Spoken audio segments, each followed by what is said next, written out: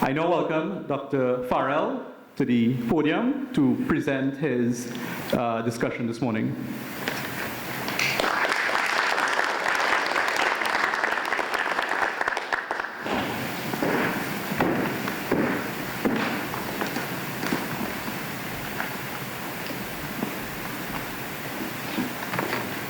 Thank you very much, Dr. Bohau, for the introduction.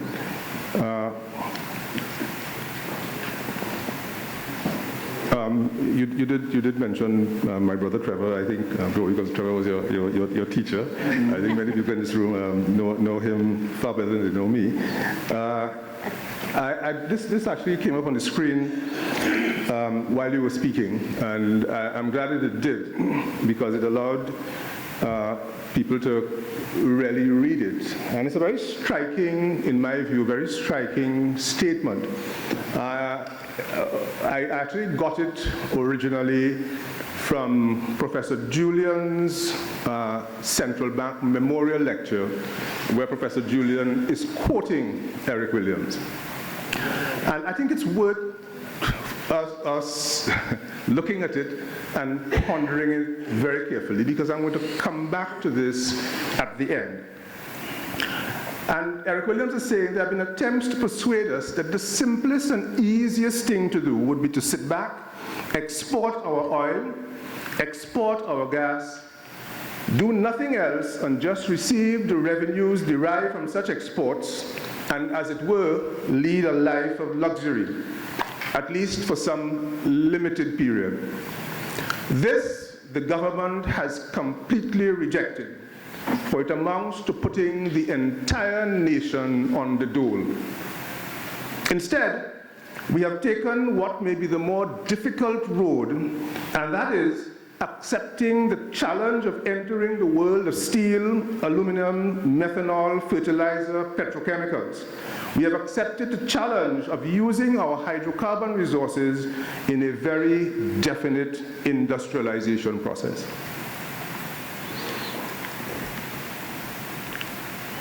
Now, the genesis of this study, and I want to start off by thanking, usually we do our thanks at the end, and I want to perhaps start off by thanking certain people. I want to thank, obviously, Proman and MHTL for sponsoring this study on behalf of the entire downstream petrochemical industry.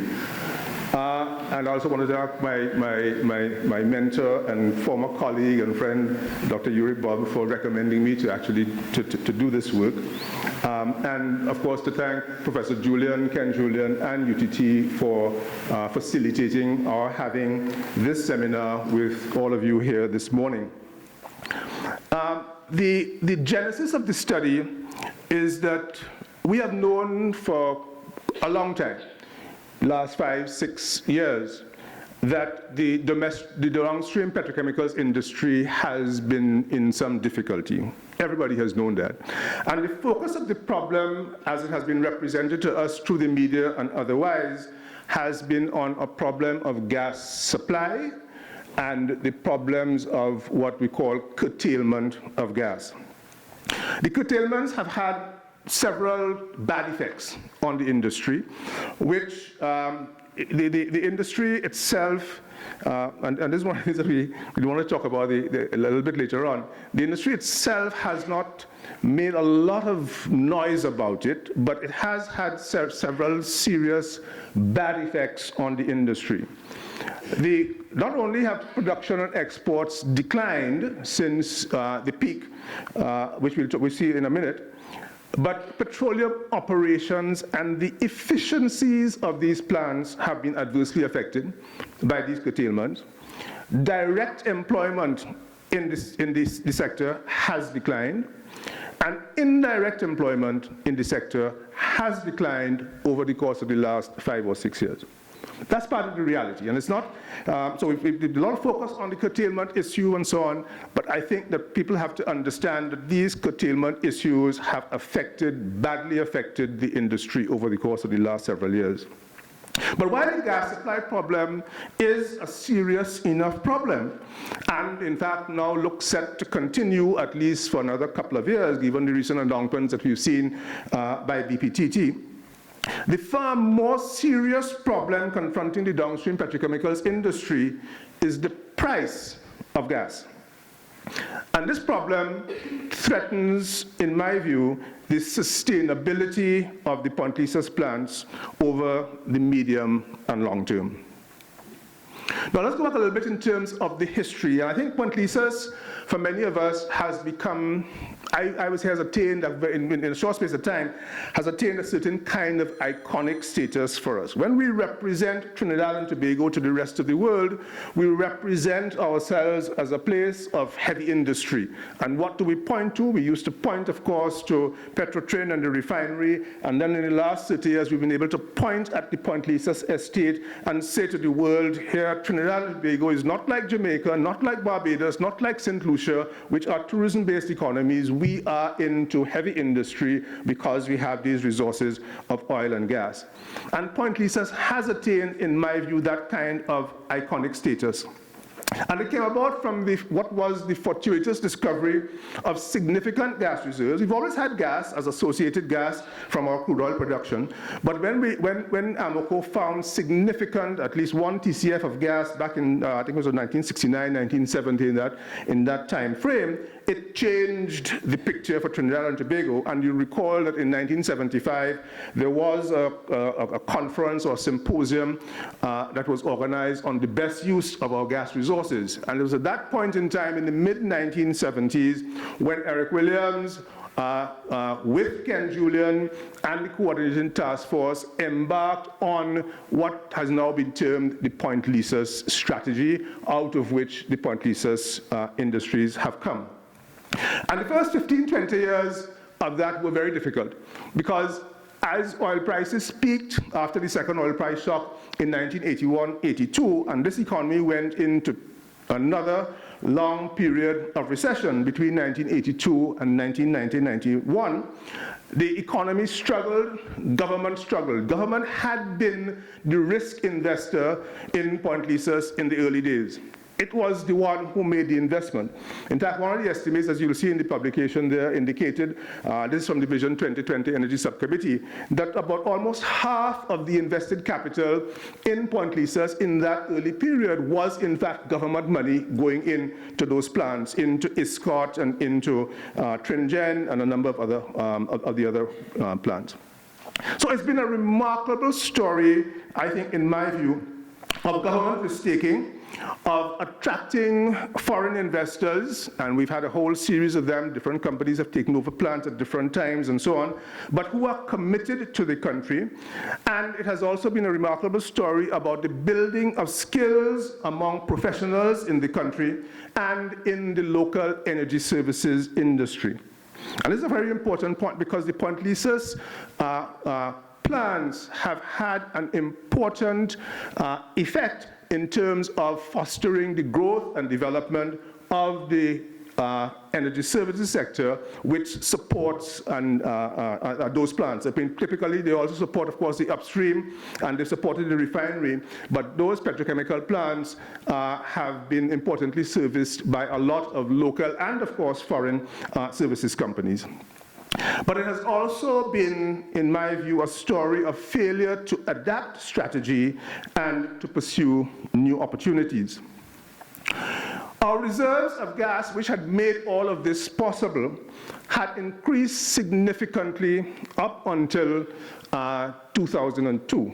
So our reserves to production ratio peaks around 2002 at over 30 years, and then begins a steady decline in that period of time, as we added new plants using more of the gas, but we were not replacing our reserves of gas at the required rate to maintain the RP ratio at an acceptable level. We saw that steep decline in the reserves to production ratio. So the price of gas in that period of time to the downstream sector was competitive. I've been told we must not say cheap, it was competitive.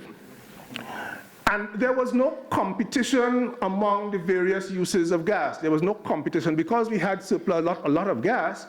The gas could go to, we added the LNG, the 4 LNG trains, and gas could go to power on a subsidized basis and still is subsidized. It could go to iron and steel, to ammonia, to methanol, to all of those different uses without causing problems for anybody.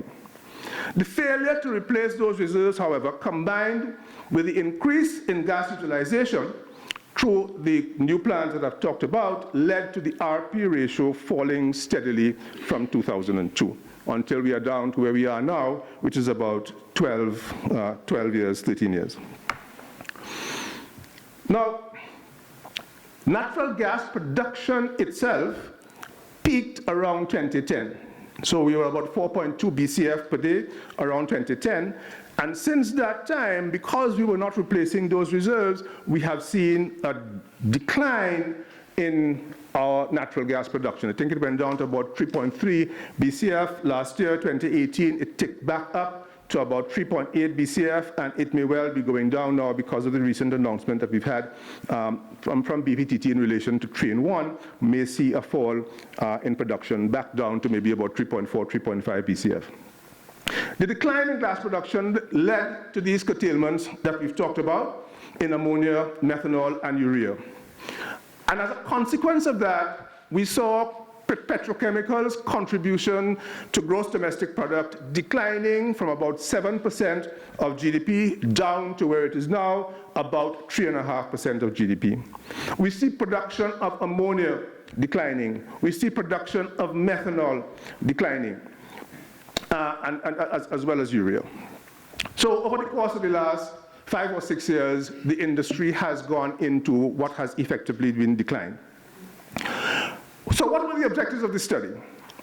The objectives were, first of all, to estimate the economic impact of the downstream petrochemicals industry by looking at local expenditure, looking at local value added, direct and indirect, the foreign exchange contribution, corporation taxes, and employment. We wanted to examine what I've termed the external competitiveness of the Point Lisas plants. That is to say, how competitive is Point Lisas relative to other locations elsewhere in the world? And that's what I call external competitiveness. And we also looked at what I call the internal competitiveness, that is in the context of a situation where you now have scarce gas resources, limited gas to go around, although some players have fallen out, ArcelorMittal has dropped out and so on. In a context of scarce gas resources and curtailment, the question of the competitiveness of ammonia vis-a-vis methanol, vis-a-vis LNG, and other uses of that gas. That was an issue that was not around 10 years before because we had abundant gas resources. When you now have a situation of scarce gas resources, this question now has come up to the surface. And what do we do about it? Now let me talk a little bit about the data sources that I've used for this. And I think that one of the things that perhaps makes the study well, hopefully useful, it is that one of the things that has characterized business in Trinidad, well, it apparently also characterized government in Trinidad, given the discussions around the FOIA and getting information out of government. But data is critically important to our ability to understand what is going on in the place. And in order for us to have that data and information, it has to be provided by people. It has to be provided by individuals, if you have a population centers. It has to be provided by businesses to your statistical agency so that you have data and information that allows for proper analysis. We have here, unfortunately, and I say this point, I make this point across the board, and it has applied to everybody, including the players in the petrochemical sector, it is that we have a culture of not wanting to give information, of not wanting to share data, that everything is confidential, and so on. And that's not very helpful because it does not allow for proper analysis of issues and situations. So everybody knows their own particular situation, but in terms of getting information on an industry or on a sector, it becomes problematic.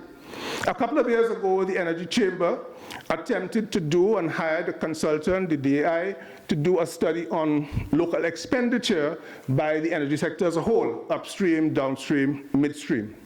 And the consultants came and they had, if you read the report, had a lot of problems getting data out of people to produce good estimates, and that is true. And when I compare my estimates that I have done with theirs, I can see that the difficulties that they have had.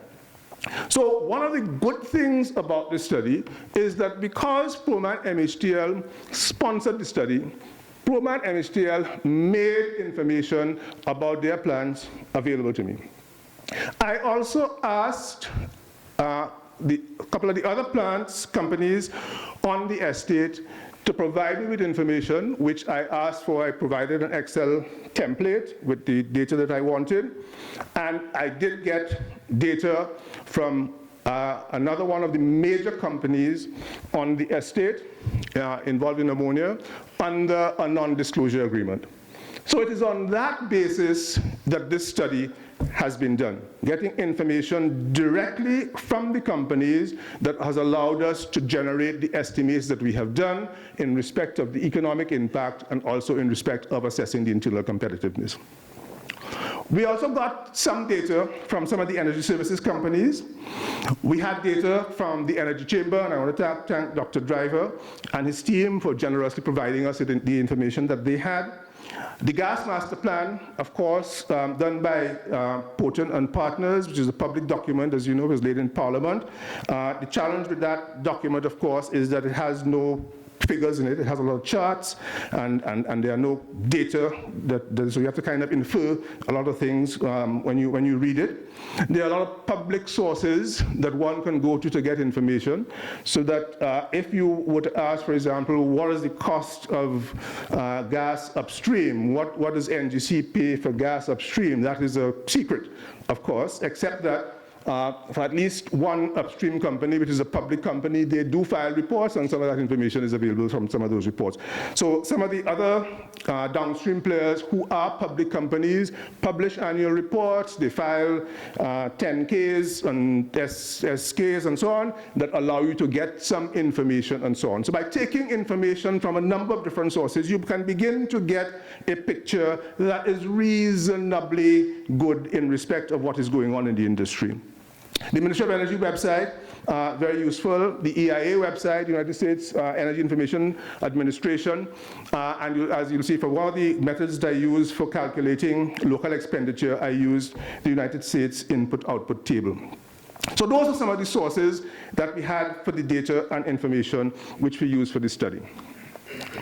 In respect of local expenditure and local value added, I ended up using two methods, but the fact of the matter is that really it is only the one method which is from data from the companies which is reported and which is really relevant. But at a point in time when I wasn't certain about what kind of data I would be getting from the companies, I did resort to the US input-output table for 2012 and attempted from that to construct some estimates of what local expenditure might be. And then I was able to get the data from the company. So in fact, if you look in the appendix of the report that you have in front of you, you will see both of those methods reported with different estimates. The one from the US input-output table, of course, higher than the one from the companies.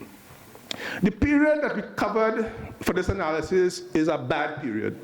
It is 2013 to 2018, precisely at the time of the curtailments, precisely at the time when these plants are going through operational difficulties and challenges, precisely at the time when output is declining, precisely at the time when companies are deferring turnarounds, are spending less money because they're uncertain, precisely at the time when contract negotiations may be taking place in respect of the gas price, and therefore companies are uncertain about their commitments, about their future cash flows, etc. And as a result of that, they're postponing decisions. If you wanted to pick a sample period, this is probably the worst sample period that you could pick. But I didn't have much choice, quite frankly, and that's the period the data that I was able to get. But being a good economist, what economists do is they'll be able to create numbers and invent numbers and so on. That's what we do for a living. We get PhDs to learn how to do these things. And as a result of that, you can then make what are perhaps reasonable estimates. We got data from the energy services companies that allowed us to make an estimate of the proportion of local expenditure that generates local value added, because they do have some import content in terms of what they provide to the petrochemical plants. And then I'd use a basic simple regression to estimate the multiplier. The purists and the econometricians among us here would not have been satisfied with what I did, but I am satisfied with it in terms of the answers I got. I think if they use more sophisticated methods, they would probably come up with a different multiplier. Basically, what we're doing with that multiplier is that we calculate the local value added generated by the plants, and then we apply the multiplier to calculate the economy-wide effect of the industry. The second bit has to do with the question of net back value, and this is perhaps the more interesting part of the calculation, and that has to do obviously with the question of assessing the internal competitiveness of the sector, calculating the net back value, which is it can be interpreted as the maximum value that a plant would pay for gas and meet all of its costs, right, adequately. And to do that, we had to obviously take the price, the product price. We're converting all of the variables on an MMBTU basis. So all of the cost variables are converted on an MMBTU basis, and I give the conversion factors in the document.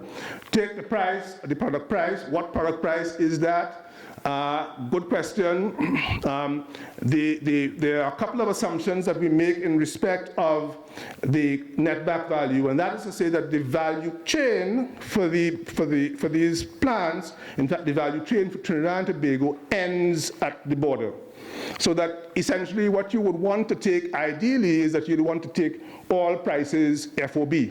LNG would be FOB point Fortin, all the methanol, ammonia, urea prices ought to be FOB point Lisas. Ideally, that's what you would want.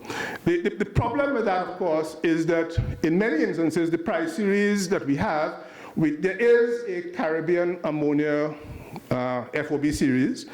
There are also ammonia series that are available, like the Tampa CFR, which is the one that I've used, much more readily available. There are a whole range of methanol series, depending on contract prices and so on, that are available.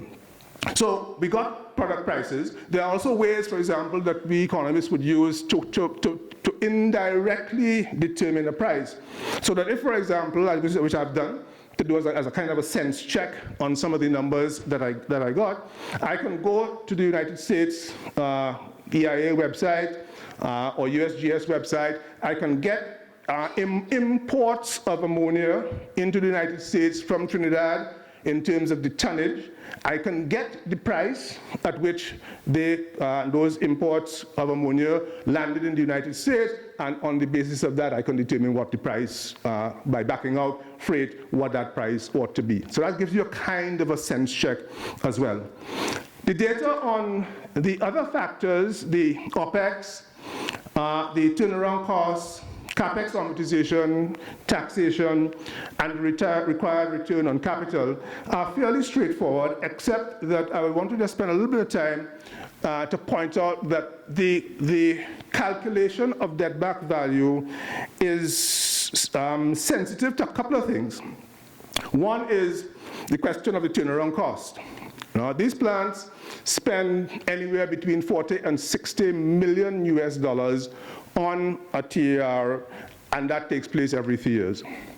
Those costs are essentially sort of amortized over a 3-year period. Some of it may go to addition to capital, but basically it's expensed over a 3-year period.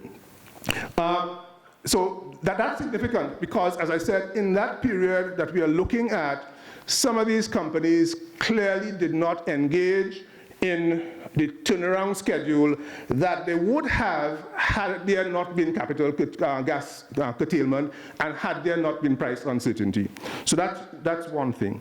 In respect of the required return on capital, and I would invite anybody to sort of follow through the methodology and change the assumptions, I used a required return on capital of 15.5%, which is composed or built up in the pretty standard way. I've assumed no debt, so therefore I'm not talking about any debt financing. I'm talking about only equity financing, and which is simply built up from a risk-free rate for the headquarters of the petrochemical plant, which might be Canada in the case of Nutrien, or Switzerland, or Japan, or as the case may be.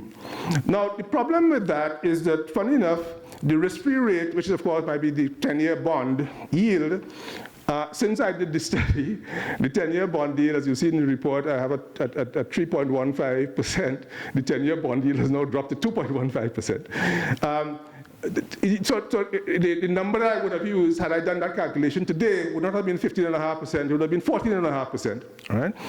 That's assuming that the other things, the equity risk premium, the country risk premium, and the industry risk premium would have essentially remained the same. The series that I use is very well known to corporate finance people, and that is the series by Professor Damodaran from New York Stern University, who publishes these numbers, and I think a lot of people who are in corporate finance use these numbers.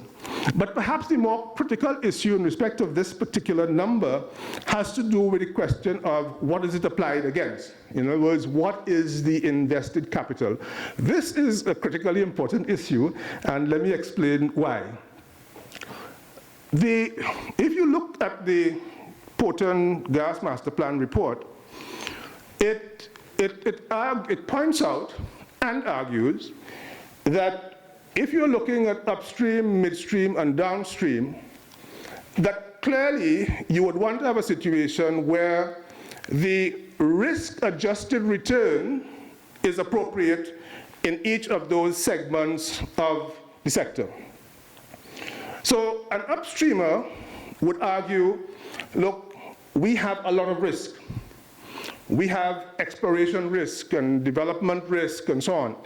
We drill dry holes. We get disappointed, as BP did recently with their infill program, etc. So we have a lot of risk, and therefore we need to have a higher return for that risk.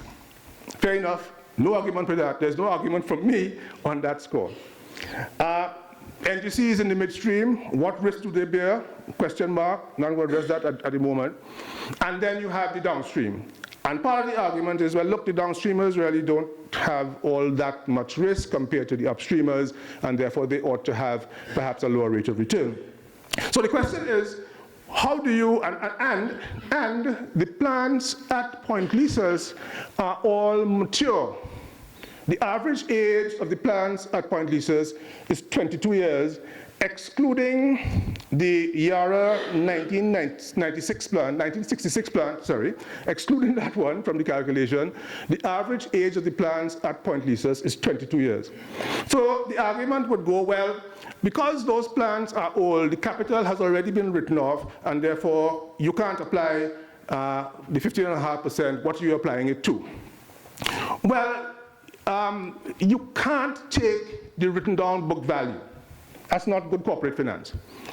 What you have to do is that irrespective of the age of the plant, and the Yara plant is interesting because the Yara plant, that particular Yara plant, which is still operating today, was built and commissioned in 1966. That plant is, what, 50-something years old. There are plants in Europe that I am told that are just as old as that plant, and that petrochemical plants typically over time upgrade and improve their energy efficiencies. So from a corporate finance point of view, how what you're applying that 15.5% to is what the market value of the capital, and the market value of the capital has to do with the discounted future cash flows from that plant as it sits there today.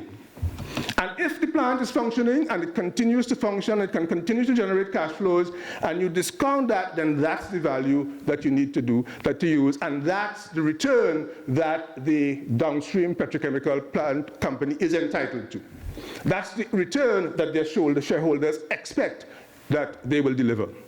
So it is, to my mind, it is fallacious to suggest that because these plans are mature and from a book point of view, from a book accounting point of view, they ought to have been written down. That is not the way you would do it in terms of assessing the return on capital. So with that said, that's the methodology that we used in terms of calculating the netback values. Now, let's assess then what we got in terms of the economic impact of the petrochemical sector. And I've titled that, "What is at Risk?" Because essentially the argument is, look, this industry as it sits right now is at a point of inflection. And the normal Cambridge English dictionary meaning of inflection, as distinct from calculus, is simply a point of change, of significant change. Right? That's the ordinary English meaning, and that's how I've used it here. What is at risk? What is at risk, meaning that let us understand what the impact of this industry is to Trinidad and Tobago today, and therefore let us understand what we may well lose if that industry were to disappear in 5 or 7 or 10 years' time. What are we going to lose? Now, I talk here about the number of plants that are down in the estate, the fact that the contribution to GDP, it has declined, but it's still quite significant, that we are still a significant exporter of ammonia, probably not the largest in the world anymore. Saudi Arabia has jumped up as a significant exporter of ammonia quite suddenly within the last 10 years, actually, and export a lot of ammonia to places like India and so on. So it is a little uncertain as to whether or not Trinidad is still the largest exporter of ammonia in the world. We are still a significant exporter of methanol, although, again, to our share of that globally has been declining. The invested capital in the industry are calculated to be about $8 billion, which is not insignificant by any means. Of course, considerably less than in the upstream guys, but still quite significant, $8 billion. The industry has averaged 23% of the country's total export earnings over the period 2006 to 2017. So almost a quarter of our export earnings have come from the petrochemical sector. 15%, by my calculation, of the foreign exchange cash inflows to the domestic banking system. And of course, there's a difference between export earnings and what cash actually comes into the banking system. The cash that comes into the banking system comes in from the upstream companies in the form of taxes and so on, but that goes directly to the Central Bank of Trinidad and Tobago. And then you have companies like NGC and the petrochemicals companies and so on who put the foreign exchange into the local commercial banks. For the petrochemical companies, that is going to be significantly what they spend locally, because all of the earnings are in US dollars. They don't sell anything significantly in the local market, and what they pay in local taxes. So the cash inflows to the banking system are critically important, especially now in a situation where we are having a foreign exchange stringency. The petrochemical sector accounts for 23% of tax revenues of non-oil companies and 7% of total government revenues. So the sector is significantly important to Trinidad and Tobago in terms of export earnings, in terms of foreign exchange contribution, in terms of contribution to government revenue. The estimate that I have come up with in respect of local expenditure by the downstream sector is annually about $410 million.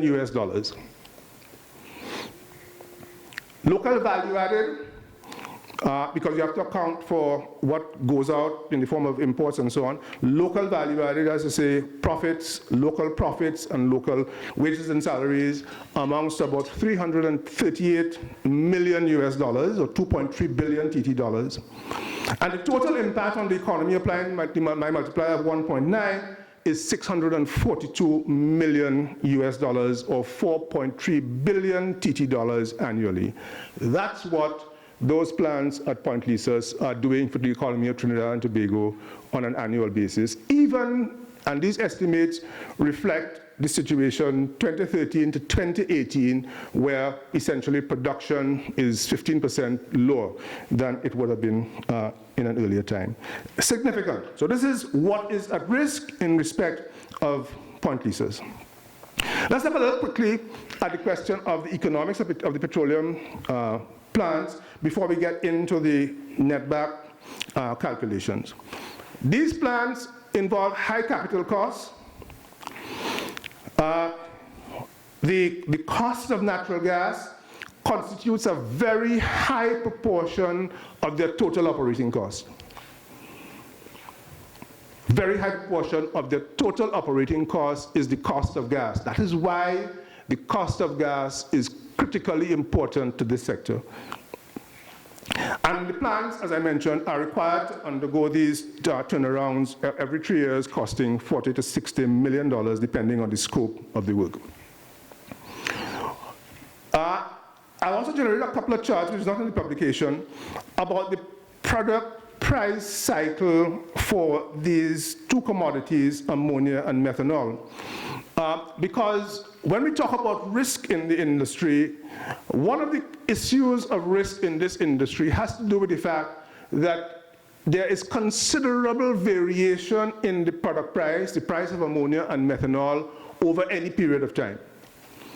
And in fact, the dispersion, and I've drawn the histograms of the frequency distribution of methanol. The methanol price here is the Houston contract price. I could have taken any one of them, any one of the 4 or 5 series that I have. And for ammonia, it is the Tampa CFR price, right? Doesn't matter, you could take any one of the series that we have. They all display the same kind of variation. The methanol one is actually quite interesting because if you take the average, and this is over a period of about 10 years, 2008, 2018, 2009 to 2018, if you take the average of both ammonia and methanol prices, it both turn out to be about $400 US per ton, right? But the distributions are very different. And what you see is that methanol experiences, methanol prices very rarely get up as high as 600 and so on per ton, very rarely. They tend to cluster around 400, and very often methanol prices are way down into the range of 200, 300 a barrel, a ton.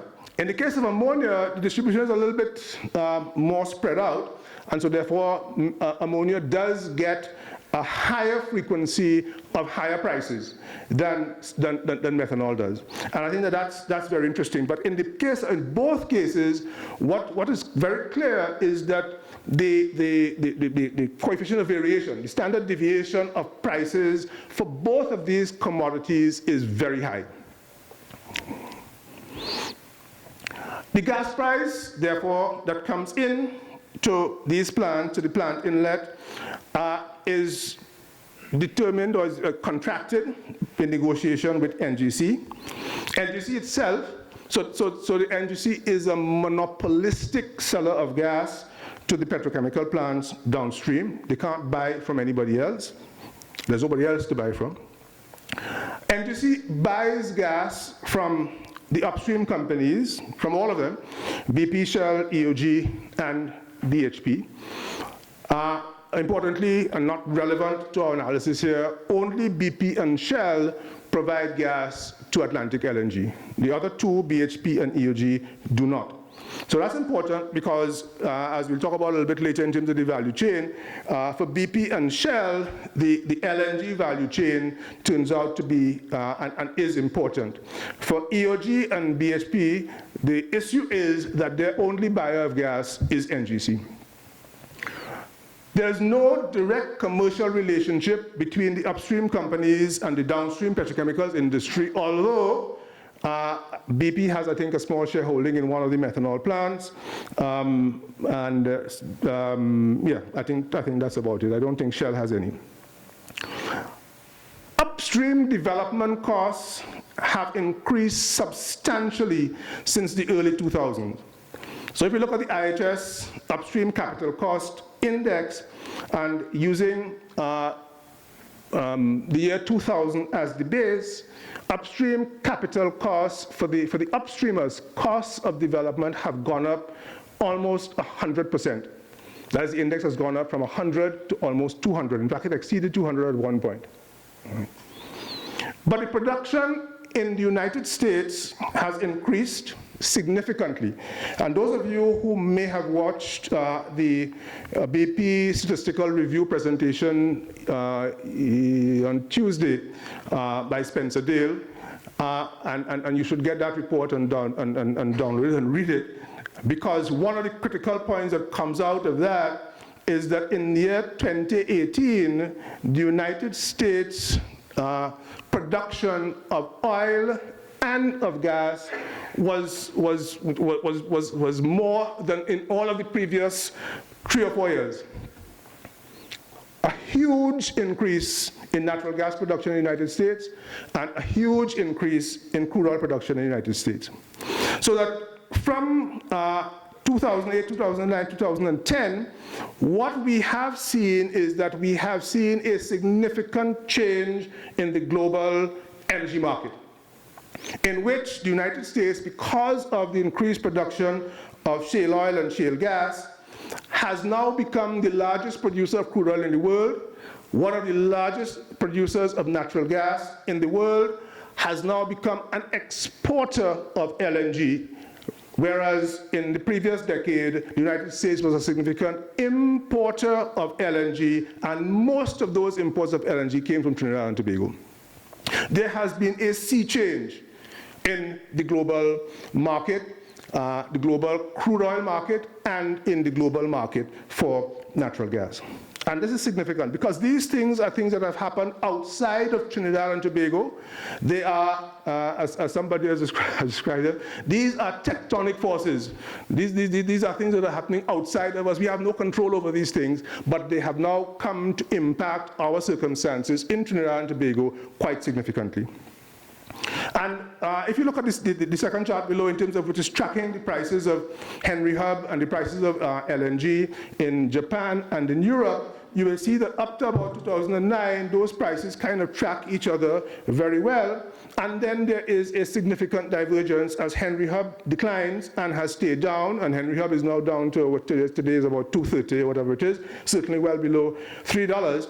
And the prices in Europe and Japan continued to increase, partly as a result of what you might call the Fukushima effect in Japan, the tsunami and the closing down of their nuclear plants, which caused them to import a lot more LNG. Those prices have since begun to come down, but it's very clearly to see, you can see that prices of LNG in Japan and in Europe are still significantly above LNG prices in the United States. So in respect of internal competitiveness, then we are talking about the cost of gas at the wellhead in Trinidad compared to alternative locations around the world. Because the companies that are operating upstream have alternatives. Just as the plants that are operating, the companies that are operating downstream have alternatives. I keep saying to people who are willing to listen that these companies like Trinidad, but they don't love Trinidad. They are here because they can make a return on capital for their shareholders. If they are unable to make that return on capital for their shareholders, they will leave. And that's the reality that we are facing as a country. Now, the indicators of competitiveness that we have, the upstream capital cost, I've talked about.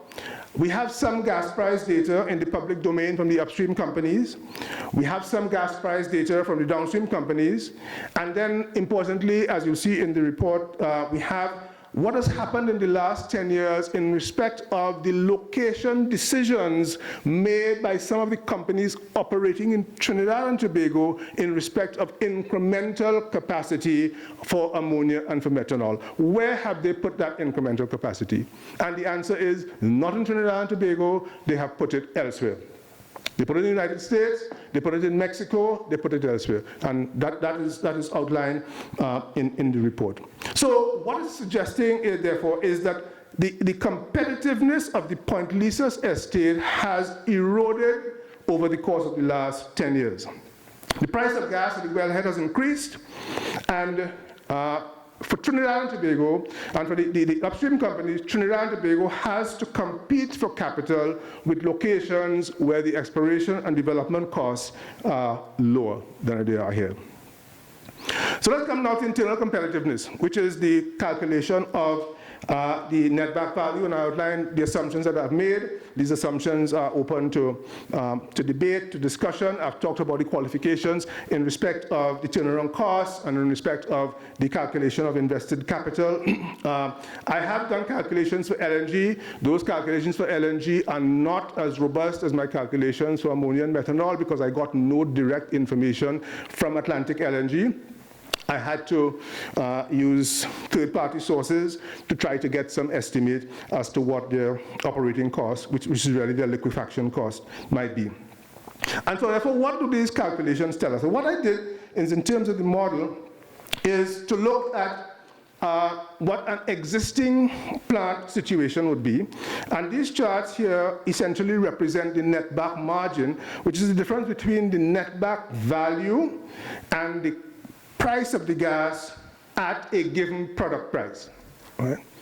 So at an ammonia price of $200 a ton, what is the netback margin, what that would be? That is the netback value minus the cost of gas. And if the cost of gas is too high, then it turns out that your netback margins are negative. You fall below the line. What does that mean in practical terms for the companies?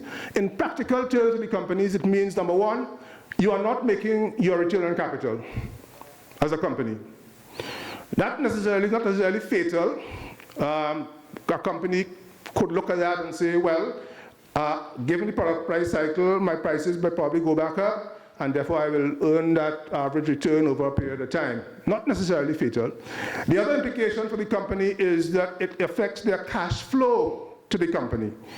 And that is very important because, as I pointed out, if you are going to engage and to do your turnarounds every 3 years, and that expenditure of $40 to $60 million US is cash that has to go out, then you've got to be cash positive, let me put it that way, in terms of your business to be able to do that. So we've calculated that for an existing ammonia plant, as a plant that is maybe about 10 years old, with sufficiently reduced amount of invested capital in which we are doing that calculation, that when the gas prices are cyclically low, if the gas prices are low, sorry, inlet prices are high and the product prices are low, then that company is going to have negative netback margins. What I did the same calculations for new ammonia plant. As I say, the plant now coming in with a 20-year contract, etc. And as you will see, for methanol and for methanol, doesn't make sense at all. Netback margins are consistently negative. For ammonia, it will only make sense if the gas price is extremely cheap. But the reality is that in Trinidad and Tobago today, one doesn't know what the gas price is to these petrochemical plants. Nobody tells you. But if you had to guess as to what that price would be, clearly a $2 price is irrelevant, and clearly a $3 price is also irrelevant. Right? We're not talking about prices in that range at all. So this is telling us that, and it explains in a way why there has been no incremental investment. In part, I mean, the gas curtailment problems, of course, have affected the situation as well. It explains in part why Trinidad and Tobago has become a less attractive destination for capital in respect of the petrochemical sector. So the conclusions Netback values are highest for ammonia, followed by methanol, and then LNG. This is the same ranking produced by the Potent Gas Master Plan. Their numbers are different from mine. The ranking is the same. The existing plants will be earning a lower than target rate of return and or fail to generate sufficient cash flow when product prices are cyclically low and gas inlet prices increase, causing netback margins to be negative, and new investments in petrochemical plants in Trinidad and Tobago would not be viable. So this raises the question of gas allocation. And we would suggest that on a sort of a straight logical basis, if you had one owner of the gas, what would that owner of the gas do? Where would they put the gas? And if they're using netback value as the only criterion, then clearly you should allocate gas to ammonia, then to methanol, then to LNG. Some people have suggested that the netback calculation for LNG was wrong because in the period of time that Potent did their report up to 2014, we were using the wrong price. And we should have been using a price that was higher. And if we use that price, then the netback value for LNG would have been higher than ammonia and methanol. So those would determine essentially what your gas allocation is. However, I want to point out that the netback value cannot be and ought not to be the only criterion that you use for the allocation of gas.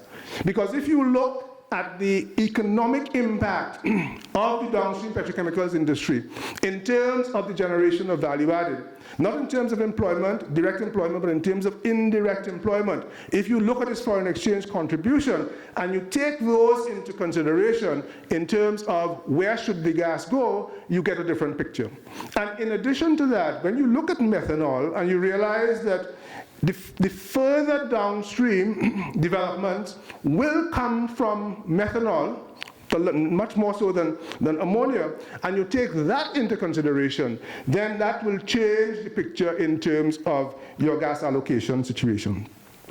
In fact, most of my interlocutors, whether they're upstream, downstream, I didn't talk to midstream on this issue, would say that Trinidad and Tobago needs to have an energy sector where you have both the petrochemicals as well as LNG, pretty much as we do now. So that whatever we do, we have to find a way to sustain the downstream petrochemicals industry because of its economic importance, its economic impact for Trinidad and Tobago.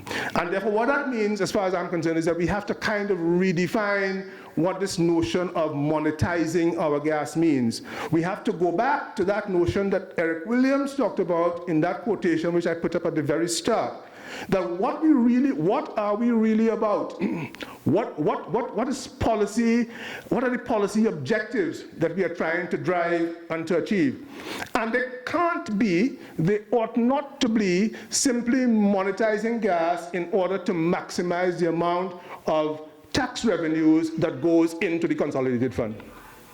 In my view, that's a myopic view of how you look at the impact of these industries. And unfortunately, in my view, that's where energy sector policy now seems to be. How can we maximize government tax revenues in the short run?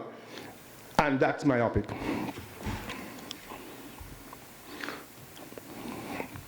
I'm not going to tarry here.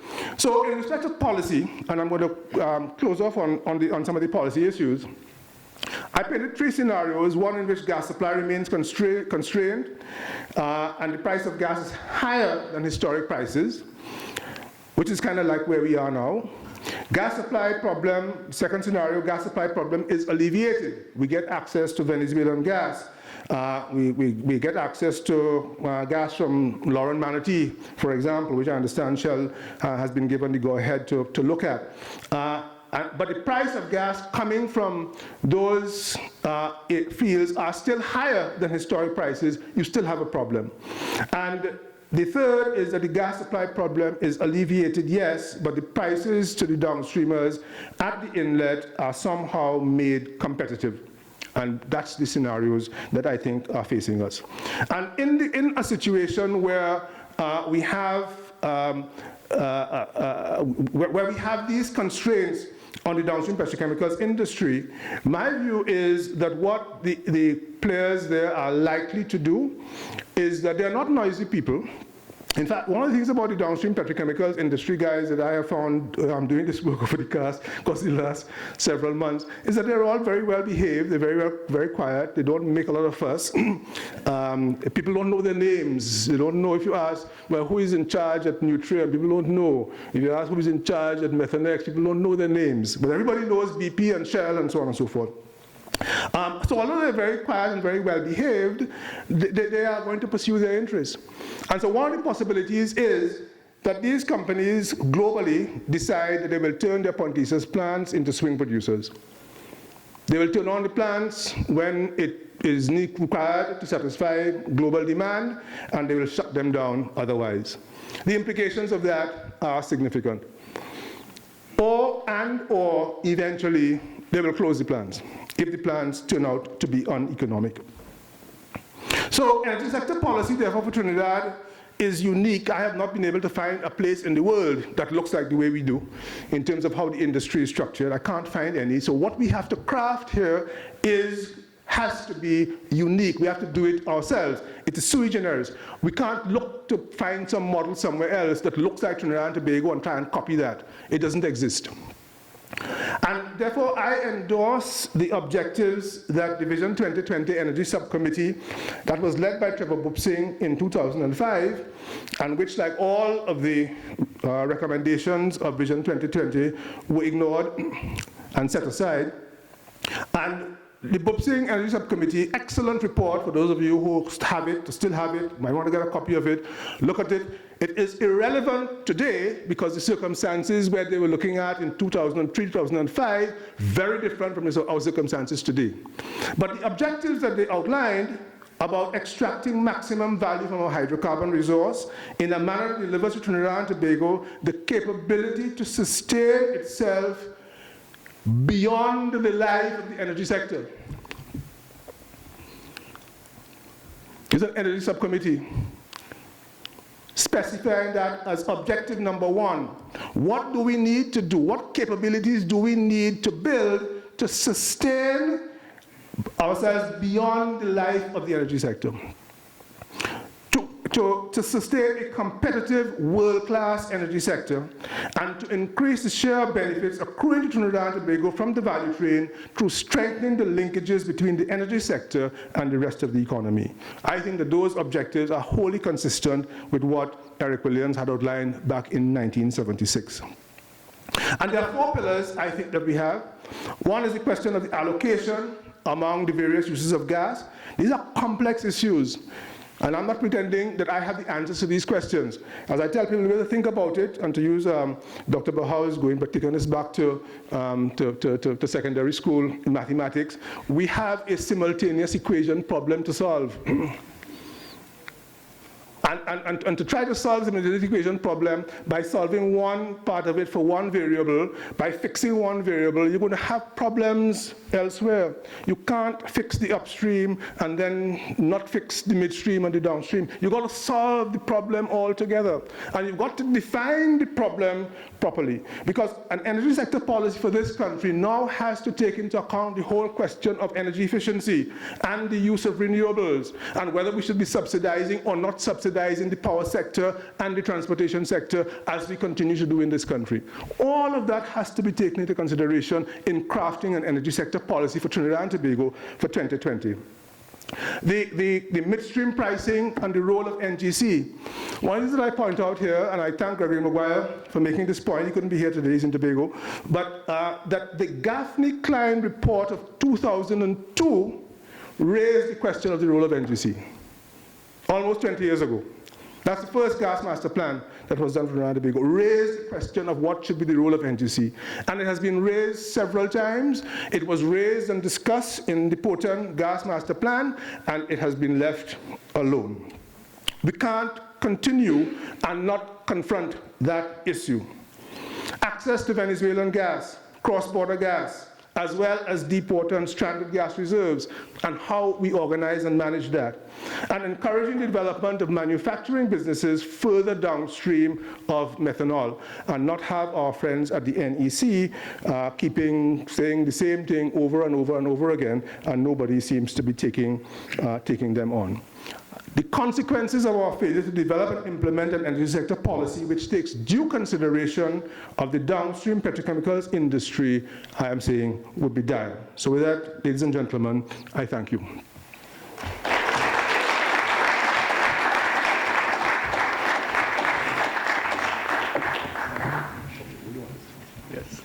So thank you very much, Dr. Farrell.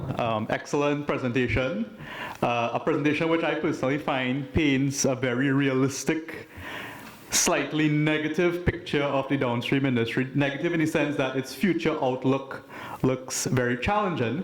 And when you have challenges, the next step is to find solutions. And that's where the policies are very important.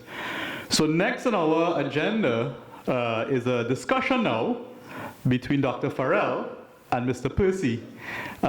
We have two microphones on stage, which you could utilize in a kind of debate style, not necessarily for a debate, but this debate style manner. So I invite Dr. Farrell and Mr. Percy to the stage for this section.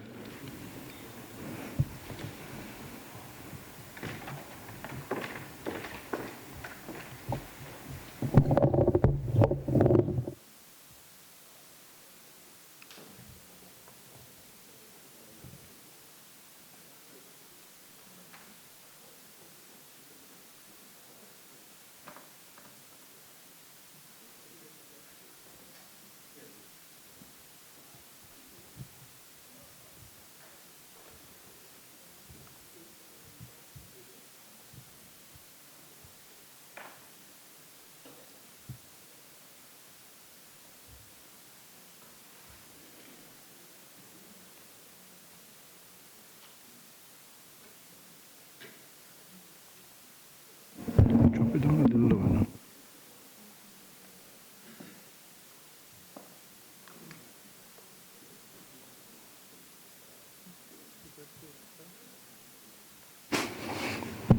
Yeah.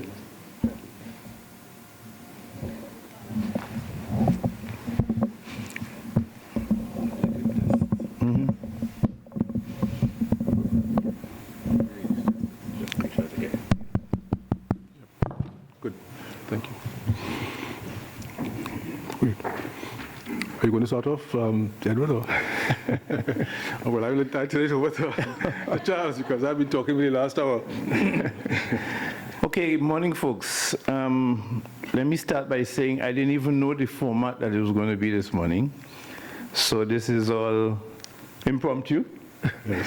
But my involvement in this particular exercise, Terry came to me along the way asking for my contribution to validate some of the assumptions and the principles.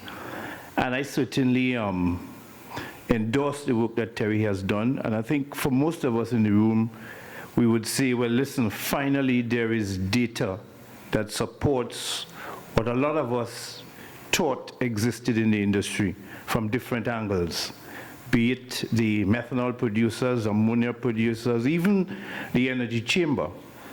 I think for now we have some data that supports our thinking.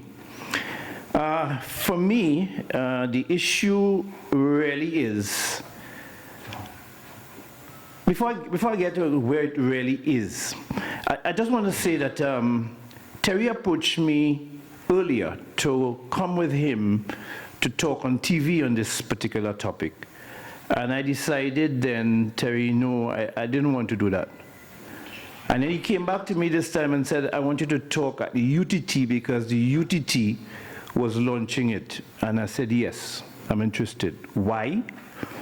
Because I strongly believe that if we're talking energy policy and strategy for the country on energy, the university, the business sector, and the government is the tripartite that works to get energy policy landed.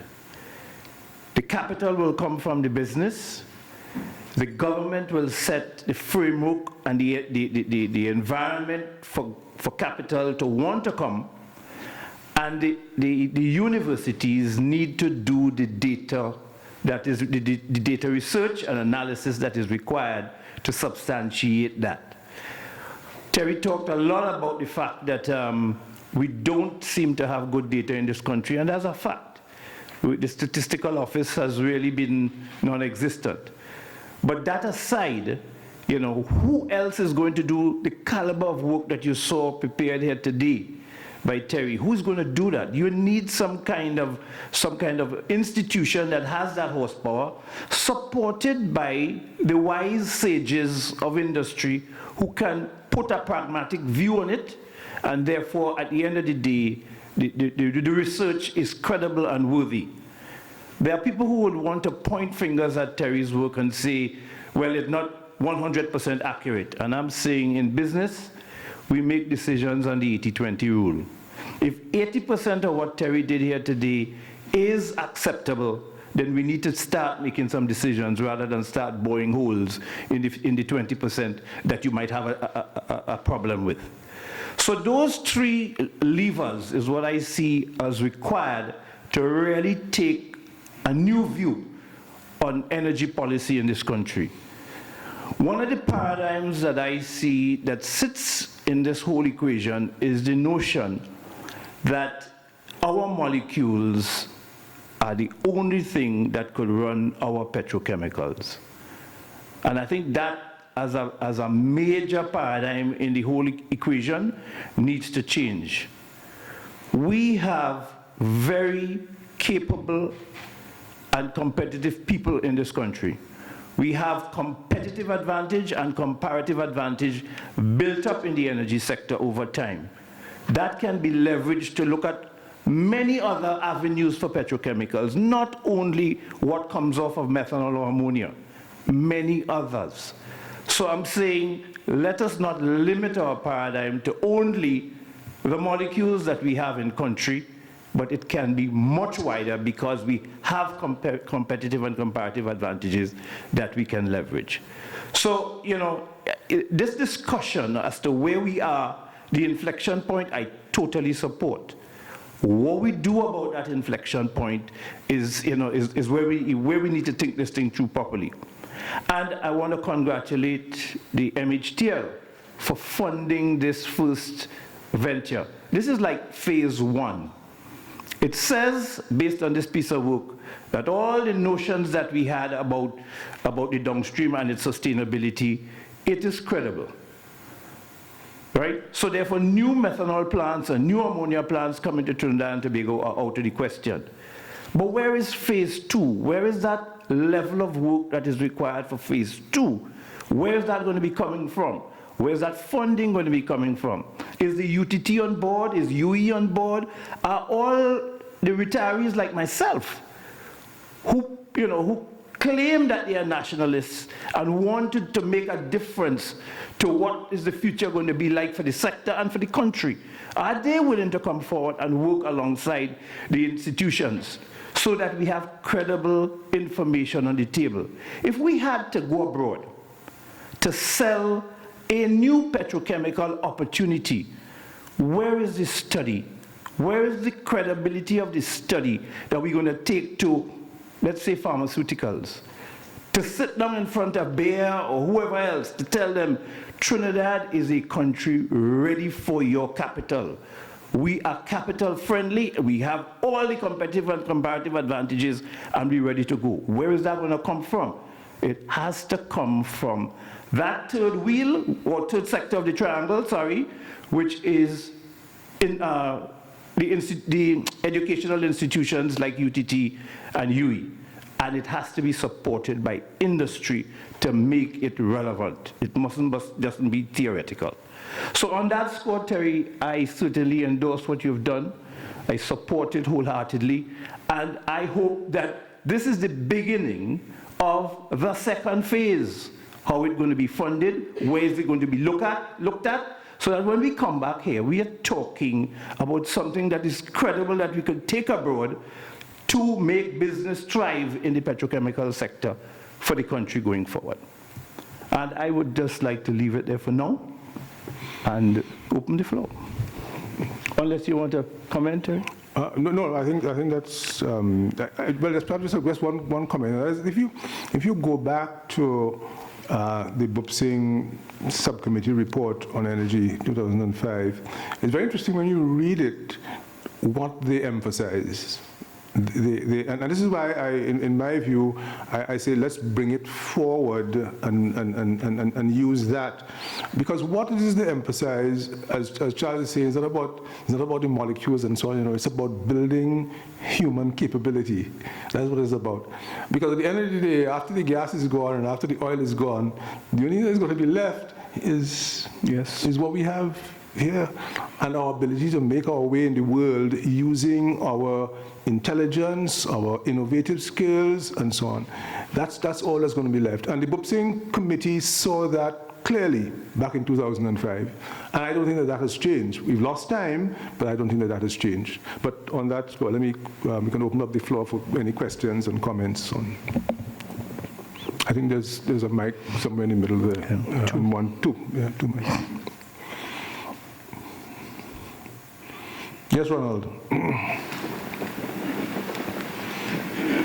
Well, I don't know why the industry people left it up to one who knows least about energy to begin the conversation. But Terry, I just want to compliment you for what is obviously the kind of work that we need now, and in particular to say a word of thanks really to UTT for sponsoring, and of course ProMan.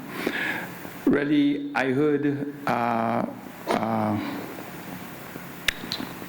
second panelist, Charles Percy. Charles, refer to phase 2, and really this morning was great in hearing what you outlined there, Terry. But the phase 2, I think we should have as soon as possible the major midstreamer or the monopolistic midstreamer and my good friends and the upstream sector really joining the conversation in the interest of Trinidad and Tobago and our future development. I have no doubt that Terry would have presented good work, good figures, good thought, but I'm also convinced that the midstream part of the industry and upstreamers also have very good ideas and suggestions. And I think that this morning would have been so much more useful if we had 2 other chairs added up. Thank you. Yeah, that's a good point. There are upstreamers here, by the way, who are in the audience. The draft report was circulated to everybody. Yeah. So that everybody on the estate, every company on the estate, every upstream company got a copy of the report, the draft. The Ministry of Energy, Minister Khan and his team got a copy of the report about 3 months ago. It has been shared. I've shared it with the Chambers of Commerce, with AmCham, with the Trinidad and Tobago Chamber of Industry and Commerce. So it has been shared around, and basically we're inviting people to have a look at it, to ponder about this a little bit, to give us some feedback, critical feedback, things that are wrong. And people did find things in the draft that were wrong, which was kind of very interesting that the newspapers chose to put out publish a draft report without asking permission, by the way. So that it was, I think, fairly widely circulated within the industry, among the industry, waiting on feedback. In my view, it still remains a draft in the sense that this is a work in progress. There are a lot of things in terms of the assumptions that I have made, in terms of the calculations and so on, that could be shaken, that could be tested, and I would love that opportunity. I think that we do need to have that very serious debate within the industry. The part of the problem, though, Ronald, is that the upstreamers' position, I support it, and I think that they're absolutely right. They say, listen, you can't talk about anything unless you have gas. So that you have to have the gas first before you talk about anything else. And that's absolutely correct. And the question, as I said, is about that, about incentivizing the upstream, and they need to make a return on their investment as well. Absolutely, they need to make a return on their investment. And that gets to the question of the price of gas and what that ought to be. And then there's the question of the downstream and how do you sustain that going forward, and what kinds of returns they ought to expect as an industry, given the fact that it's mature, et cetera, et cetera, et cetera. And that's a point of negotiation. And then in the middle, NGC needs to ask questions, or we need to ask questions about NGC's role and the risk that it is bearing. It's complicated. And I have absolutely no doubt that it is a very complicated situation. And the best way to deal with something like that is, in fact, to get kind of people around the table, understand where interests are, where these interests overlap, where you can find common ground, and then work out a solution that can then sustain us going forward. And perhaps the most critical thing would be the question of building, in my view, building a capability. The Ministry of Energy, with all due respect to the Ministry of Energy, does not have that capability.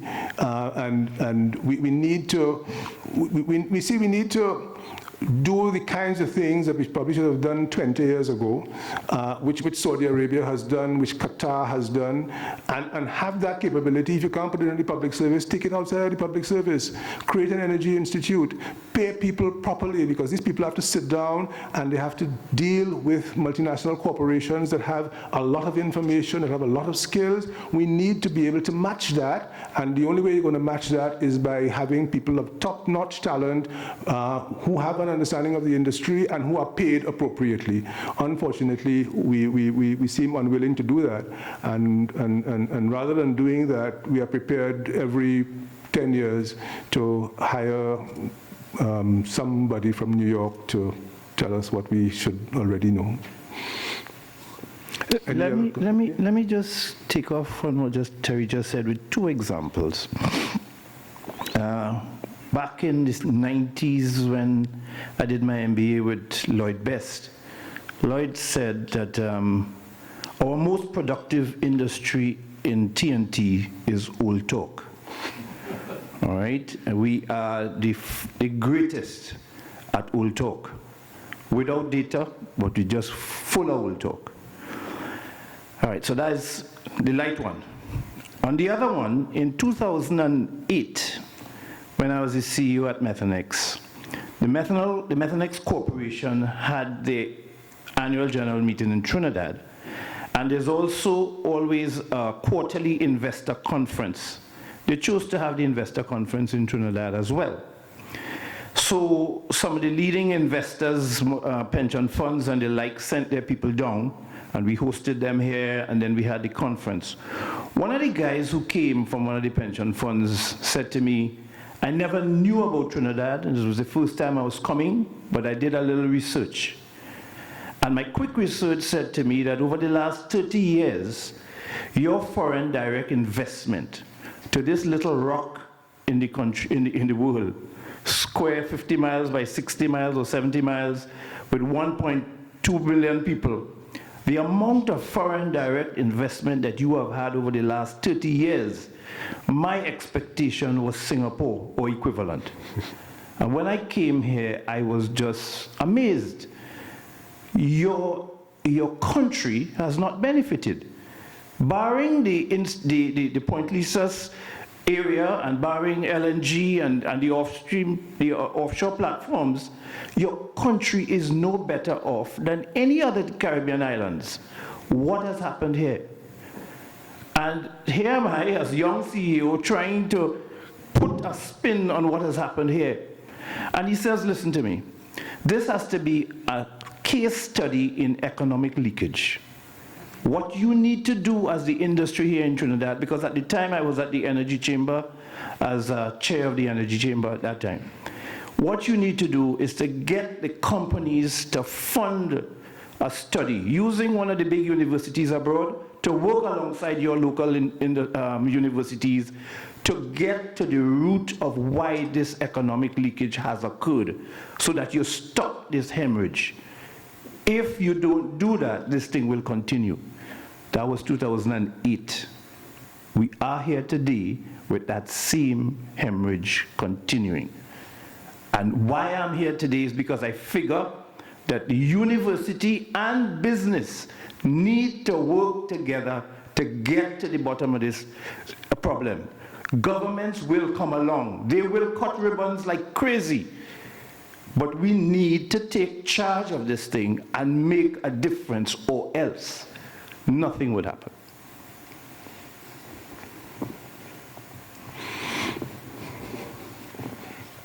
Questions? Yes, I think we have.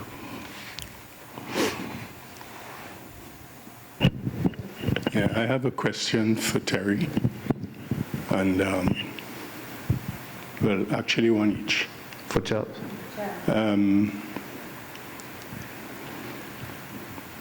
There is an outlook, and particularly in the context of the US-China resolution of their trade dispute, there is an outlook that the US is going to replace much of the current supplier of LNG, and that it is inevitable that China would need to step up its imports from the US, and LNG is viewed as the biggest opportunity. In fact, it may have been in The Economist I saw this. It is estimated that between now and 2025, China's imports of LNG will increase by 40%, and most of that, if not all, in the context of the trade agreement, would likely to be from the United States. What impact would that have? What impact would that likely have on the world global LNG prices and on Trinidad and Tobago? And my next question is, Mr. Percy describes himself as a nationalist. And you also give support, I'm happy to see, support for Terry's work. But there is a perception from certain elements that view Terry's work as being anti-nationalistic. And I would like to hear your views on that. So like on the LNG question, I am certainly not by any means expert on the LNG industry. In fact, one of the things that has come out for me, having done this study, is that what are the sets of questions and the sets of research that we now need to engage in, and the LNG market is one. And the reason for that is because the LNG market has changed dramatically in the last 10 years because of what has happened in the United States with the shale gas revolution, and the United States now becoming a net exporter of LNG. The couple of things that I do know is that yes, the United States is going to become a significant exporter of LNG, and maybe some of that is in fact going to go to China. But I also know that the Canadians have plans to build 4 LNG trains. But the problem that the Canadians are having is that these are all going to be greenfield, and they are worried about the question of the cost of new greenfield plants and so on. But the destination market for those Canadian LNG plants is China. Australia, similarly, right, on the west coast of Australia, same thing. They are looking at the Chinese market because you're quite right. The Chinese are, in fact, going to become that great sucking sound that we are going to be seeing over the course of the next several years is going to be sucking sound of China pulling LNG into its domestic market as they have taken the strategic decision to move away from coal and as they also build out on renewables. So if you look at the BP presentation on Tuesday, statistical review of 2018 and their projections and so on, and you see what their projections are and the significant role that China has played in the change in the energy markets in the last several years and is projected to play over the course of the next several years, China is going to be significant. There is no question as far as we are concerned in Trinidad and Tobago that is going to be a critical issue. How it's going to play out, the truth of the matter is I don't know. And I think that one of the things that we need to do is to kind of figure out, to get some study and focus on the LNG market. There are a couple of other areas of study which I think we need to focus on coming out of the bit of work that I have done, which I think something like an energy institute or whether the Ministry of Energy has done this kind of work, I don't know, also need to be done. So we have a very good understanding as to where these markets are going. Where is the market for methanol going? Charles has raised here the critical issue of what do we do further downstream and what is the potential for things like pharmaceuticals. Because the basis of his argument, and I'm going to make his argument for him, he's capable of making it for himself, the basis of his argument is not about using the molecules, the basis of his argument is using our experience in running process plants. In other words, it's about using this, that we have built up a set of capabilities here over the course of the last 30 years, that we know how to do these things. We have a bunch of guys who know how to run process plants and to do it safely, and if that is the skill that you have and the ability that you have, can you transfer that into some other kind of product line? I think, so that I have not answered Joe's question in terms of what the prospects are for our LNG, because the truth of the matter is, I don't know. I think that's something that does require some study and some research going forward. Yeah, Joe's second question was interesting in the sense that you're saying that some people feel that Terry's work is not in keeping with what is the best interest of the country. And let me say to you, for being in the energy sector for all these years, I don't think with governments coming and going that there's been any change in the energy policy. Right? There has been no change as far as I'm concerned. There are different players and plenty politics in between, but there has been no change. So if you continue to do the same thing over and over again and expect a different result, it's kind of where I've just fed up. So that's why I said to you all, when Terry asked me to go on TV with him, I said, that is a situation where you are captured for a short period of time with a fixed set of questions that they want to ask, and there is a political spin behind that I don't want to be part of. In this particular forum, I see this no different to a Chatham House type arrangement, where we are talking openly about what is in the best interest of the country, supported by data to build independent policy. All right, at the end of the day, there would be macro studies funded by the sector, the business sector, but there might be micro studies that are funded by individual companies. But at the end of the day, it is what is the best thing for our country, irrespective of the political wills that come and go, or the governments that are in place as we go along, because they have not changed in effect. The policies have not changed. They either been non-existent or the same. So Joe, I feel that the reason why we're here and the reason why I am here, it is because I want to make a difference. Same old is not what I'm about. If I could probably try and give my own take on Joe's question.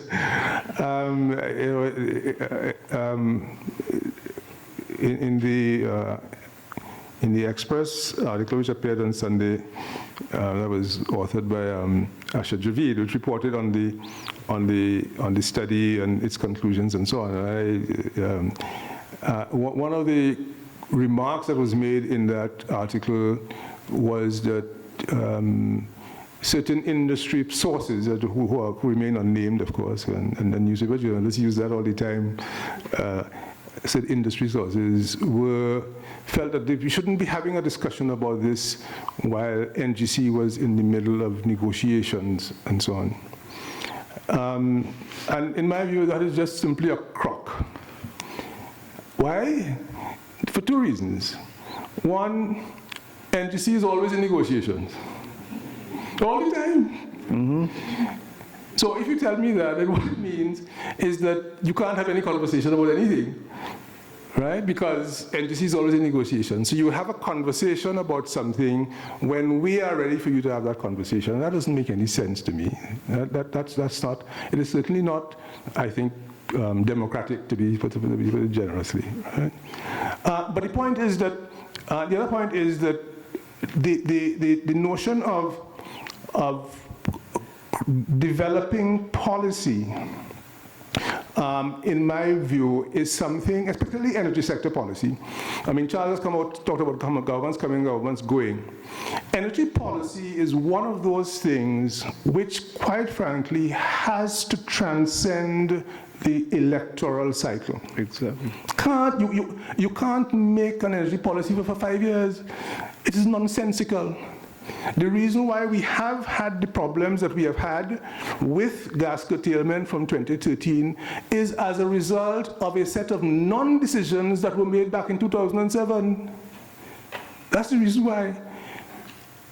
So governments will come, governments will go, but energy sector policy for this country is so basic, it is so fundamental, it is so critical that, listen, whoever becomes the government, whichever political party becomes the government, has to understand that this policy cannot be changed whimsically.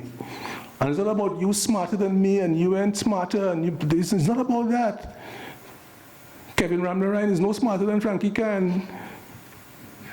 We all need, and both of them need to have proper professionals who are advising and who are guiding them in terms of what they do in the best interest of Trinidad and Tobago.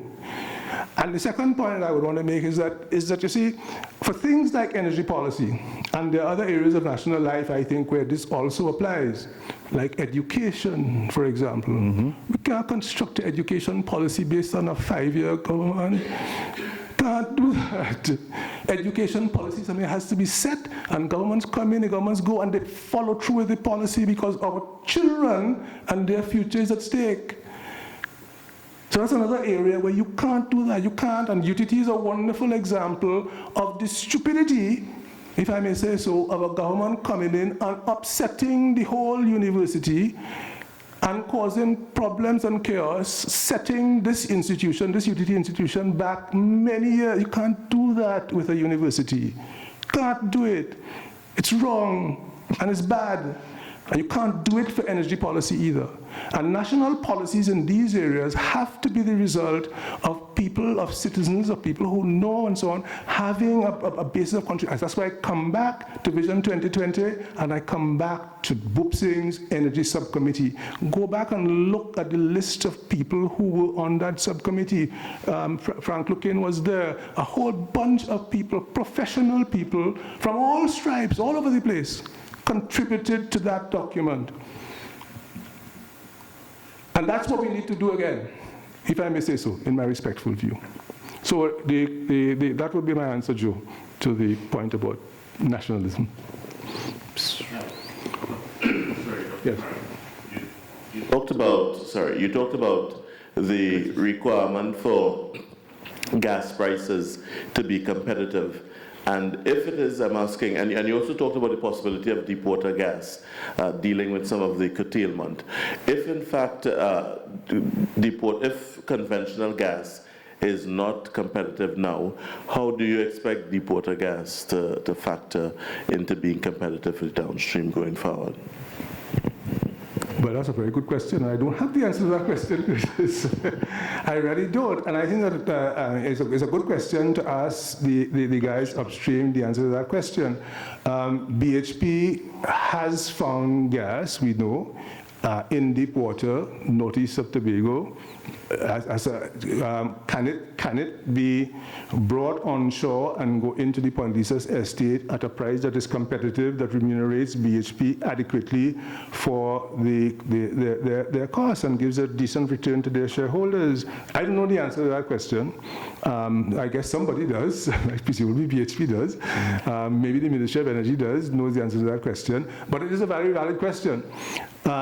The possibilities for Venezuelan gas. I think you had adverted my attention to the announcement which I found on Shell and Lower Manatee, which is there. We know we have a lot of gas in Lower Manatee. The opening up of that field has tremendous possibilities. Venezuelan gas has tremendous possibilities. In my view, what is happening in Venezuela now? If you do energy sector policy, you're developing a policy for 10 or 15 years.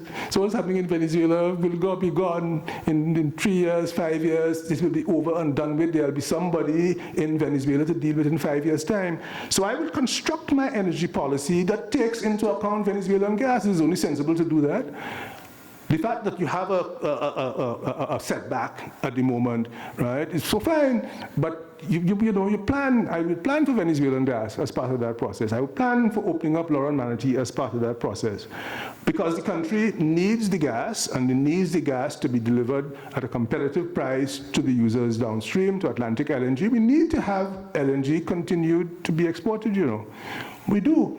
We need to have, as I said, a diversified portfolio, LNG, ammonia, methanol, downstream of methanol, and we need to have serious study done on chemicals industries leveraging our expertise and so on in process plant operations and so on.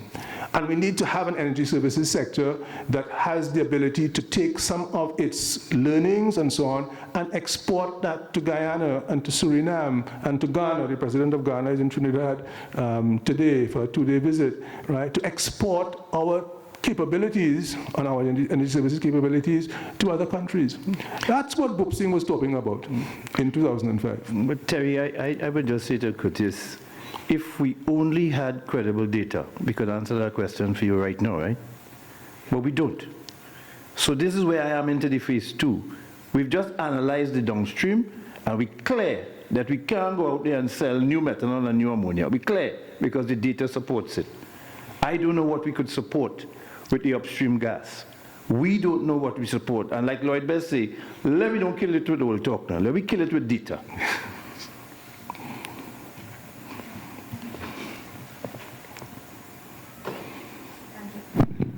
Good morning.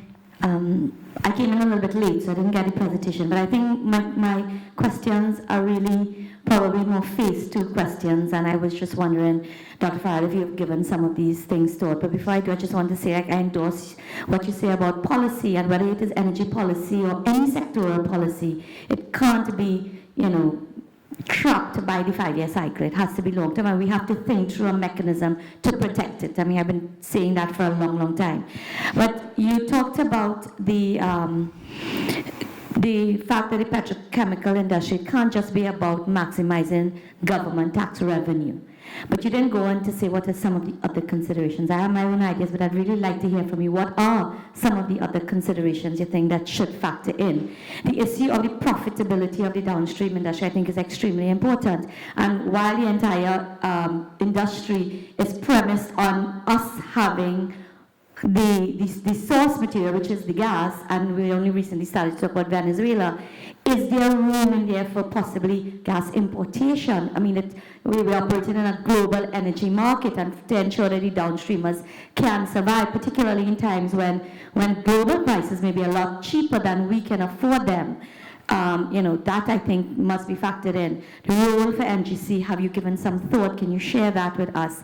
I kind of flipped through your document, and to me the issue of mapping the value chains is very, very important. And this, I think, is what Mr. Percy is talking about. What really are all of the range of possibilities in a global market, in a global value chain, and then to come back locally and to put what we have against that and to determine where are the niches going forward we should really want to play. And I think that would be the basis in terms of going forward. So if you could, share your views on some of these, I'd be grateful. Thanks. Oh, that's a lot. And by the way, I want to congratulate you. I understand you've just got your PhD, so you're Dr. Saju and Ali now, is it? Yeah, so congratulations.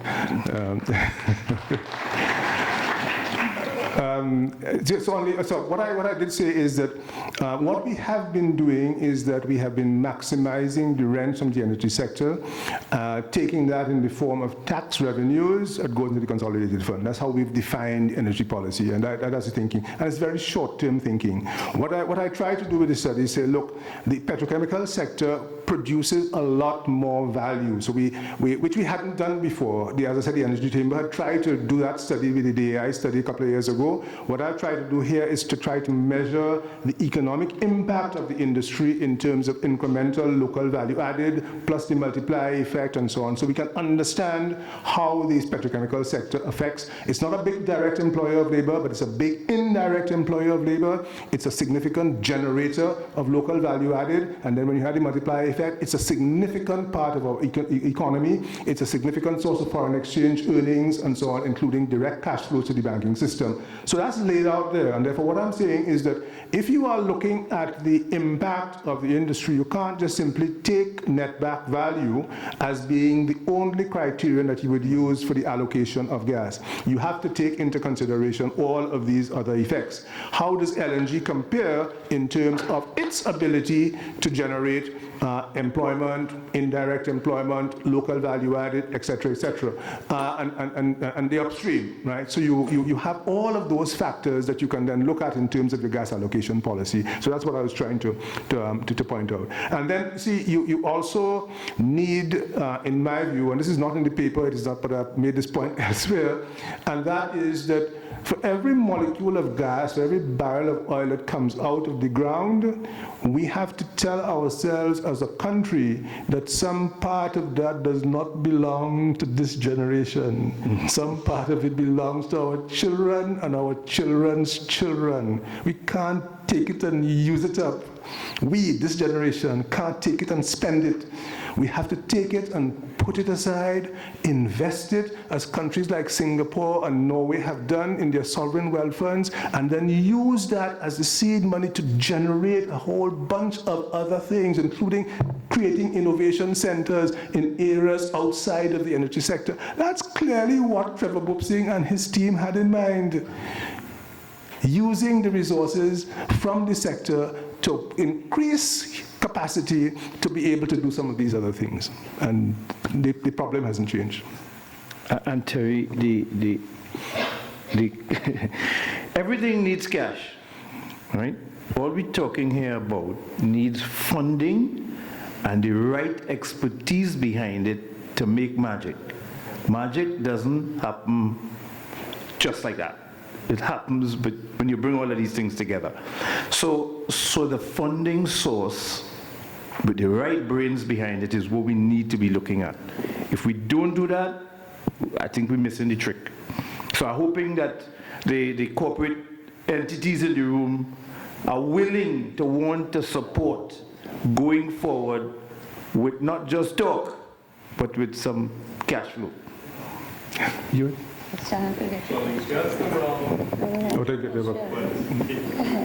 Take one more question. Take one more question. Okay. Dr. Farrell, I just want to say, fantastic piece of work. There's nothing, I have to think to myself, there's nothing that we don't know, but it's wonderful that it's out there.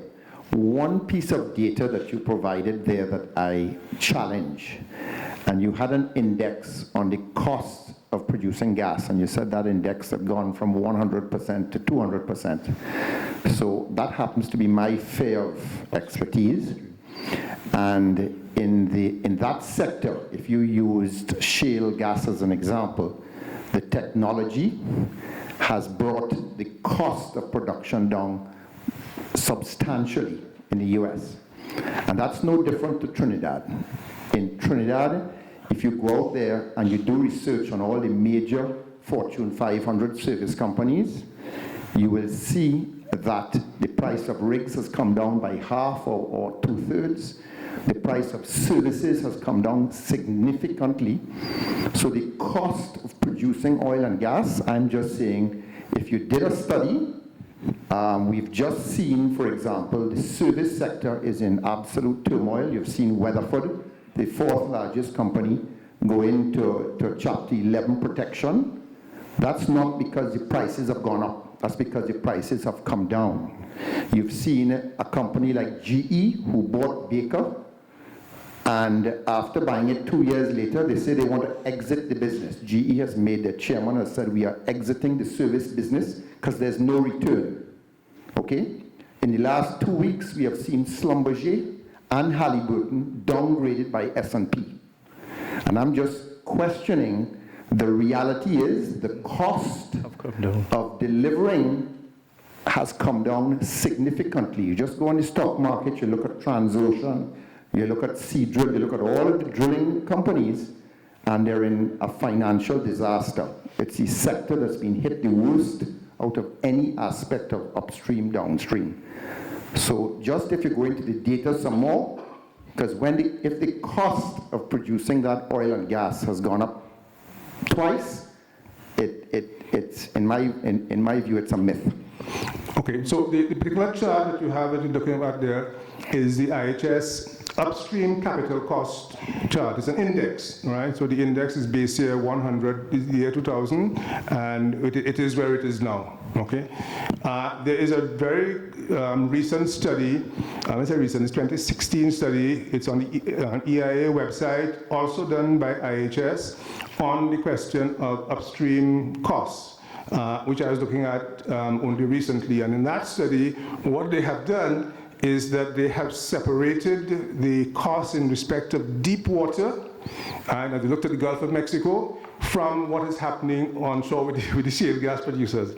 It is chalk and cheese. The costs in respect, this is one of the issues that the upstreamers have, and I pointed that out in the presentation. An upstreamer, whether you're BP or Shell or EOG and so on, EOG's only operation outside of the United States is in Trinidad. Right? Everywhere else, all the other facilities are in the United States. So all of these companies, upstream companies, have to be sitting down in their headquarters asking themselves the very same question, where do I put my incremental dollar? Should I put it in the lower 48, where the costs are significantly lower, or do I put it into deep water exploration, where the costs are significantly higher? But as the study points out, and I invite you to look at it, a deep water discovery has a much, much longer life than a shale play. Right? The shale play might last 18 months, it might last 2 years if you're lucky. And the whole thing about the shale revolution is that these guys simply pick up and they move from place to place. In the case of deep water, it doesn't work that way. You would spend $60 million, you drill a well, you're successful, you develop the whole field, which is what Exxon is doing in Guyana now, but you will have that running for years. And that's where the economics essentially is going to be different. So the index is perfectly correct, but if you look at that study, you will see that in fact, in respect of the shale onshore thing, that the costs per drilling a well is significantly lower than drilling deep water.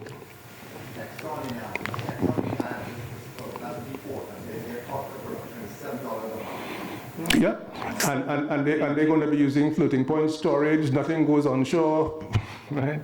Different world. Good morning. Dr. Bob, I think. We'll allow, given we started a tad bit late, we could allow another 10 minutes of questions. So, Very short question, Andreas Haag from the German Embassy. At the beginning of your presentation, which was excellent, I have to say, you mentioned also renewables. What would you see the role of renewables in replacing gas for electricity generation? Would that really help, or would it just go in LNG export? Or what could be the effect of replacing gas in the electricity production? That's a very good question. Again, I am not going to say that I'm an expert in that area. I think that if you, again, those of us who looked at the BP presentation on Tuesday by Spencer Dale, they spent a lot of time talking about what was happening globally with that. As we talked about just now, what is happening in China, where we see China increasing the use and consumption of natural gas. There's also a story a couple of days earlier on Holland in the Netherlands, where the Dutch are ripping natural gas out of their system and forcing all households to go into solar and to renewables, right? So they're coming off of gas and moving that way. For Trinidad and Tobago, I think the Minister of Public Utilities was talking about it yesterday. We have a commitment, I think, to have 20% of our, or 15% of our power done by renewables by the year 2021.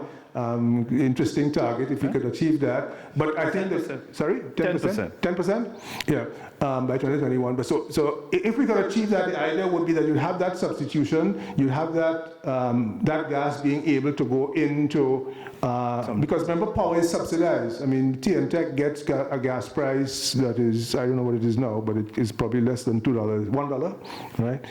Sorry?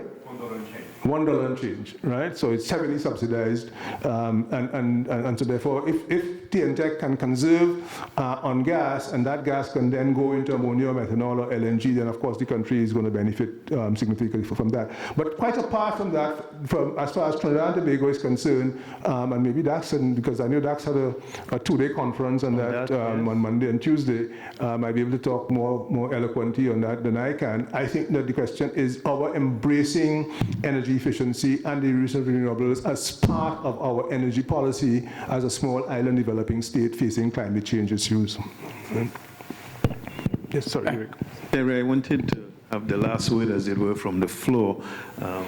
Partly to defend you. I know newspapers have put their own twist on the fact that Proman AG funded the study, but I know you and you know me, and your integrity cannot be bought. So I think it was somewhat unfortunate that they put that twist on it. But we started from the view that precisely what you've been saying, that there's been a much too narrow interpretation of what is the return to this country from the exploitation of its gas resources. And we felt it was important to get the data together to begin the conversation, to demonstrate that what ends up in the Treasury is not all that this country gets from the exploitation of its resources. And I think you've done a really very good job of pulling the pieces together. You mentioned the late Trevor Bopsing's work and the idea that finally it's what's in our heads that matter, and how we use what we have learned to generate new activity, to generate foreign exchange. Maybe many people in this audience aren't aware of it, but within our group there's the company IPSL, and without them, the methanol plant in Oman and the methanol plant recently coming on stream in Beaumont, Texas, probably would still be trying to get their act together. So we do have the capacity to export really critical services, which would last long beyond when we have molecules coming out of the ground.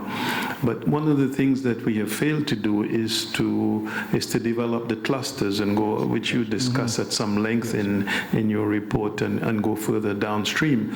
It's 10 years ago that MHTL went downstream to melamine.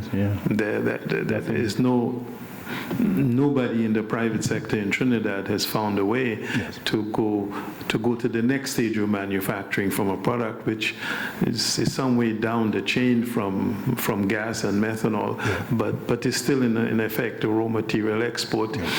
So you know, the ability to develop and take the skills we have into pharmaceuticals and other things that don't rely on molecules, it's there, but we need to have the capacity to to do the brain work that brings this about. And in this respect, I think your mention of an energy institute, I can't commit my shareholders, but I would say that the business sector in this country has an obligation, has a responsibility to put the funds out to develop that sort of think tank, which is independent of government, independent of any individual industry. I mean, there was some skepticism about your work. There was some reluctance to share data because we were funding it. Yes. If it was being done by a think tank out there, objectively funded, I think we'd do much better at doing the analysis and basing it on really hard facts that would inform policy that goes beyond electoral cycles. Thank you. Thank you. Yeah, Dr. Farrell, sorry. I think being the lone upstreamer here, I heard the comment on the cost of developing reserves on the island. Heard Roger's point on shale gas and deep water, both correct. But I think you're forgetting one important factor with regards to cost, and that's the fiscal regime, right? Which was not raised, and that is a big differentiating factor. Most of you may know or may not know the fiscal regime that exists for the upstream. So, but just to put it in raw numbers, I'm not an economist, but these are actual factual. It's very clear for Charles. I mean, the PPT in UL is 55%. Then you have SPT on top of that. Then you have royalty. So in effect, upstreamers pay an effective tax rate north of 60%, which I guarantee you nobody else in this room pays. Right, and that is a big cost element that adds to the cost of production, right, when you're looking at overall returns.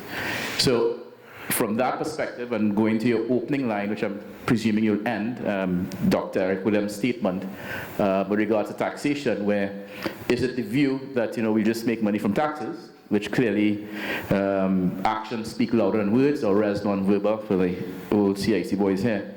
The actions are very clear that it is going to be via taxes. So what is your view regards to fiscal reform?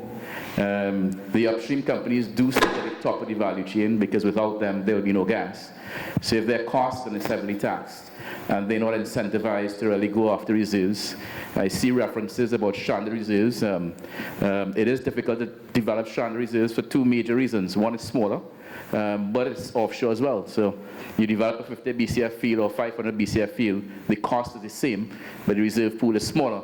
So your cost per molecule will be higher, full stop. And you encounter the same risk, or to some extent a higher risk, because you're just going after a smaller pond.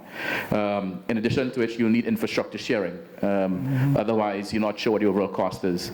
So when you look at it from that perspective, I would like to understand your view on the fiscal regime, starting at the top of the value chain, because talking about cost at the end of the value chain, I wouldn't say is relevant, but it needs to start at the top, and then like everything else, it flows through to the end of the value chain. Thank you.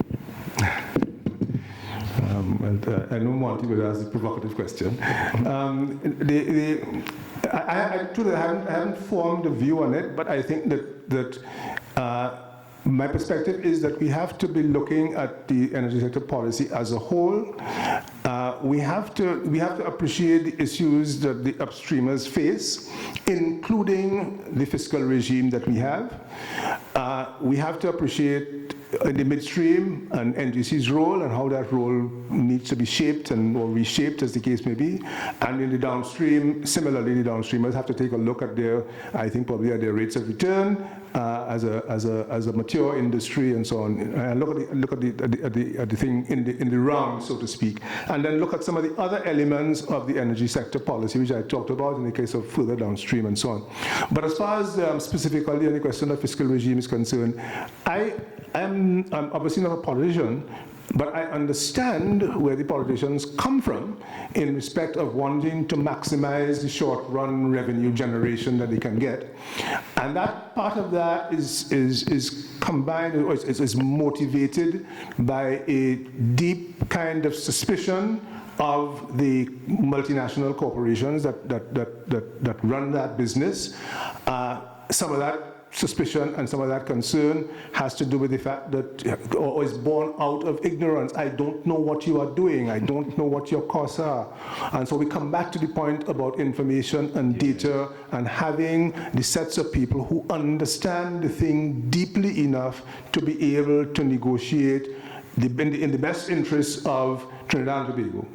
And then the second point that I will make on that is to get our governments, and this is probably going to be the much harder thing to do, quite frankly, to understand that it may make better sense for Trinidad and Tobago in the long run to give up some revenue in order to be able to sustain the sector and to build the sector going forward. Getting that across, I don't know how you do that, quite frankly. But as I look at the problem from where I've been looking at it from 10,000 feet up in the air, that seems to me to be one of the critical issues. And the fiscal regime is clearly going to be part of that. If you don't properly incentivize the upstream sector, as I said, that the upstreamers will say, if you have no gas, you have no sector. That's it. Okay, so we are now at the end of the panel discussion and the end of the overall session. We'd like to thank both speakers. We'd also like to thank all sponsors. And most importantly, we'd like to thank all participants who attended. Right? So thank you once again.